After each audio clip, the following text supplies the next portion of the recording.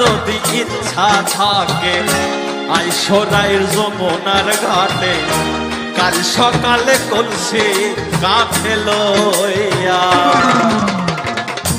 দেখার যদি ইচ্ছা থাকে আইসরাই যমুনার ঘাটে কাল সকালে কলসি কাঁধে লইয়া।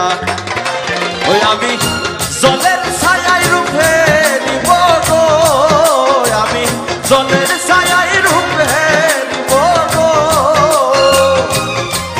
আরে কদম ডালে বইয়া মান করে রায় রয়াস